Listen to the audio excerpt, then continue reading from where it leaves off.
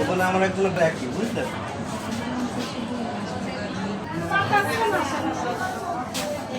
গত 24 ঘন্টায় আমাদের হাসপাতালে 13 জন স্নেক বাইট অথবা আননোন বাইটের হিস্ট্রি নিয়ে ভর্তি হয়েছে।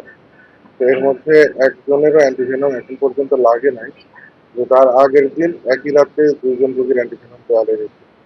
গতকালকে একটা পেশেন্ট খুব খারাপ ছিল, অ্যান্টিভেনম দেবো কিনা চিন্তা ভাবনা করতেছিলাম, তো শেষ পর্যন্ত দেওয়া লাগেনি।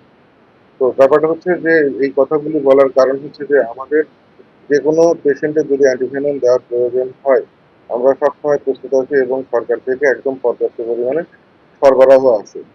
যে কোনো সময় দিন রাত যে কোনো সময় সাপে কামড় কিংবা আননোন যে কোনো বাড়িতে ঢুকে আমাদের কাছে আসলে আমরা দ্রুত পদক্ষেপ নিতে পারি এবং তার লাইফটা সেভ করার সুবিধা হয়ে যাবে।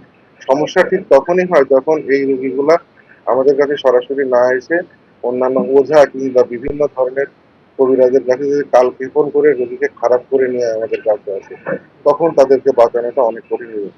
মানুষের প্রতি আমার আহ্বান থাকবে আর কুসংস্কারে না থেকে তারা যেন অতি দ্রুত কালক্ষেপণ না করে হসপিটালে আসে। আপনারা জেনে থাকবেন যে কয়েকদিন আগে আমরা একজন ওঝারও চিকিৎসা করিয়েছি এবং এটাই প্রমাণ করে যে তারা নিজেরা আসলে ভণ্ড প্রতারক, মানুষকে ঠকায়, তাদের দিয়ে আসলে কোনো কিছু করা সম্ভব নয়।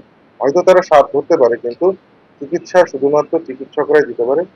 মানুষকে এটাই আপনারা জানাবেন এবং এই ভিডিওর মাধ্যমে আপনারা সবাই সবার কাছে খবর পৌঁছে দিবেন যে যেন অবশ্যই সাপে কামড়ানোর পরে অথবা আননোন কোনো বাইট হলে পারে তারা যেন অবশ্যই অতি দ্রুত আমাদের কাছে বলে না, তারা যেন নিকটস্থ স্বাস্থ্য সেবা কেন্দ্রে আসে।